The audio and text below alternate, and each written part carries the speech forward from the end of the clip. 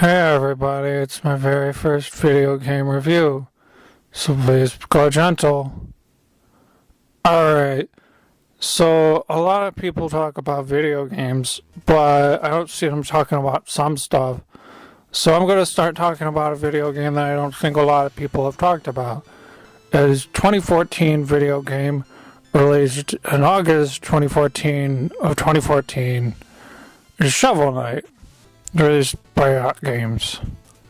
So, I don't know what to say about this video game because it's fucking incredible.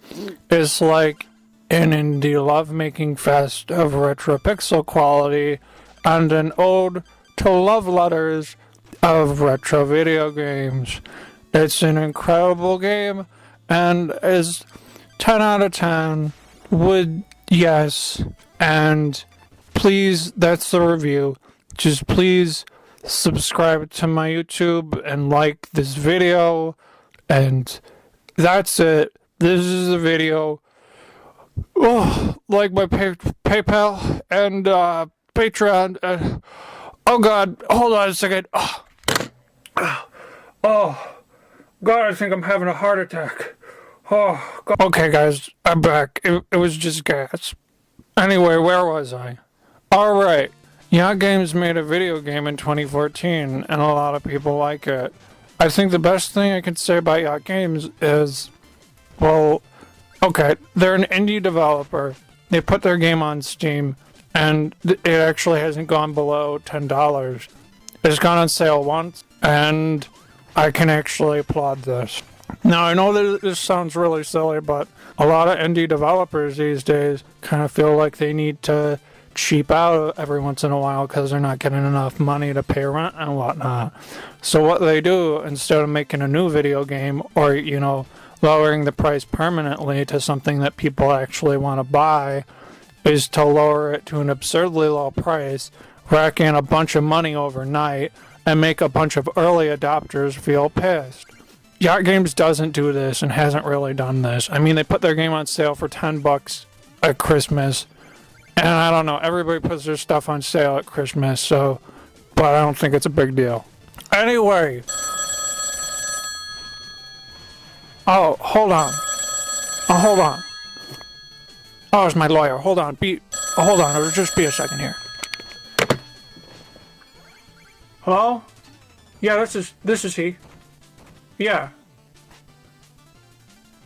Oh, yeah, no, she can take the kids. It's no big deal. Oh, she fucking wants a house too? Hold on. Well, can we, arrange something? Yeah, so, she can take the house and I don't pay child support. That'd be great. What do you mean that's not how it works? You'll hear from my lawyer. I know that you're my lawyer. Shut up. Hey, everybody. There's my neighbors. They're complaining about noise. Part 1. Retro indie graphics style equals money. A lot of mainstream media outlets for video games would have you believe that indie retro pixel games are old and passé, and maybe even a bit cliche. This game was made in 2014 and it looks like a pile of shit. Now some say that this is because it's trying to be retro style and try to be like an 8-bit game. So let's go back and see what retro games look like. Let's start with the 8-bit style. No, this isn't quite right. Shovel Knight's a little more detailed, and it also has parallax scrolling. This isn't right, no. Let's move on to 16-bit games. Alright. I mean, it doesn't look quite like this. It's a little more detailed in some ways. Alright, let's move on. Let's go to 32-bit video games. Oh yeah, this is it. Yeah, this is it. Yeah, this is definitely it. This is it right here. 32-bit video games. Yeah. I don't understand what people see in this. It's like, oh hey, This is nostalgic. Feel good for it because it's nostalgic. I don't think this looks particularly good. They had a budget of $300,000 to do this, and I don't know what to say. This just kind of seems like you're getting ripped off. I don't know. I don't understand why people like this. Do you like it because it's nostalgic? Because what about people who it isn't nostalgic for? What if some people were beaten during this time period and these kind of graphics make them feel bad inside? You ever think about that? You ever think about... Anyway, I don't think that this game is really all that original looking, and I just think that if they wanted to have a nostalgic feeling look, that they probably should have actually tried to, do something new with it. Like, come on, I don't have a problem with pixel games. I mean, Mercenary Kings isn't a very good video game, but all the same, it had a pixel art style that felt new, refreshing, and not like anything else, all while still feeling like it was a callback to games of yesteryear. Part 2. Chiptunes sound equals money.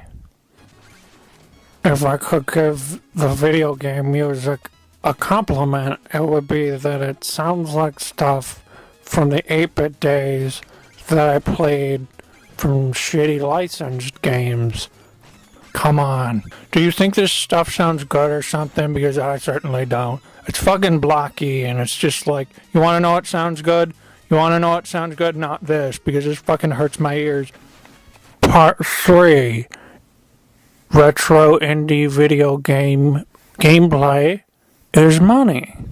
Now, I'm sure that some of you smarter guys out there have realized that this game plays a lot like Mega Man. You jump and shoot, jump and shoot, jump and shoot, you jump and shoot. Oh wait, I'm getting my wires crossed with Mega Man here. No, you see, my original character Shovel Knight doesn't jump and shoot. No, he jumps and swings his shovel. I can't go through the entire game and point out what's already been done and what hasn't been done, because that would take fucking forever. Okay, first you got, your jumping, which is in a lot of video games. You also got your moving, okay? You got this, you got moving, jumping. I know a lot of video games which do this. Okay, well, instead of shooting like a Mega Man, you've got a shovel. Alright, okay, that's fine. That's fine. Let's see, also we got, what do we got? Oh, we got this hopping thing that you can do. Yeah, that's in DuckTales. You also got this mechanic where if you die, you'll lose some of your money. That's Demon Souls. And then there's a checkpoint thing. Well, clearly that's inventive, That's got to be original. So let's move on. Oh wait, no, it's not. Egotrip Presents Runner 2 happens to do the same kind of thing. Instead of going through your checkpoint, you jump over the checkpoint and ignore it, and you get a point bonus. Okay. Well, let's move on to the next thing that I know is definitely original. Here's these turkeys. Oh wait, I remember. Turkeys were a health item in Thanksgivania. Alright, but I mean, it has some creative stuff in here, like towns, which I've never seen a town in a video game before. And it has, it has this thing. What the fuck? Oh, God, what the fuck is this shit? Is this one of these memes you guys like? Oh, God, I'm so fucking embarrassed. Who was this game designed for? Like, little wee baby kids? Because I remember playing Mega Man on my NES, and again, I hate to say this too many times, but it's really fucking difficult. Now, I understand that some people are gonna argue with me. Shovel Knight has checkpoints all throughout the game, and it's really fucking difficult. Oh wait, no, I meant it's really fucking easy. I mean, seriously, a lot of these stages I beat without even dying once. And this is my first time that I played it, I'm talking about. Not just like any time, my first time. The bosses are the same. It's like, this is so fucking easy, because you can just jump on the fuckers' heads. This is kind of disappointing. I remember thinking that this game was going to be a classic retro-style difficult game, but I guess I must have been wrong. Now, I will say that I did actually quite like this boss. This boss reminds me of really shitty final bosses in a bunch of other video games. So to see something that actually felt like it was a timepiece from back in the 80s and not something that was just kind of a pussyfooting around, actually trying, it was kind of cool. That being said, this boss is a fucking pile of shit, took too long, was a little obtuse, and I still didn't like it all that much. Simple shitty plot equals money. Now, I'm not gonna lie, when I first saw these cutscenes, that was kind of cool. It was like taking me back to when I was a wee little kid, and they had these silly little things in a game called Ninja Gaiden. Now, unfortunately, this story feels like it was written back in the 80s by a bunch of sexist pigs. Now, I understand that it's kind of humorous that somebody who's divorcing his wife... Anyway, the ridiculous thing here is that it's a simple damsel in distress plot. I mean, it doesn't seem like that way at first, because Shield Knight, the lady who has a face, and we're supposed to feel bad for her because we can see her face, is dead. And Shovel Knight, the guy who we play, who we can't see his face because then we might not be able to relate to him, tirelessly toils in the fields because he feels bad because he was emotionally disturbed by the death of his girlfriend. Really, guys? Like, this is really stupid shit. I'm sure some of you guys are gonna just say that I'm nitpicking here, but guess what? I'm not fucking nitpicking. The story is shit. And if you think that this story is good or even defensible, come fucking fight me, because it's not. I liked it at first, and then I didn't. Part 6 or whatever the hell we're at. The finale. Alright, so what would I say about Shovel Knight? I mean, I've been railing against it the entire time, but surely I have to say something good about it. And you know what? I'm not gonna lie. This game was kind of fun to play. It did remind me of playing Mega Man as a kid back in the day, but it kind of reminded me that people don't really understand what makes certain video games good. They think they have an understanding, but they don't. And this is kind of why I want to talk about video games, guys. Because I think I understand why video games are good.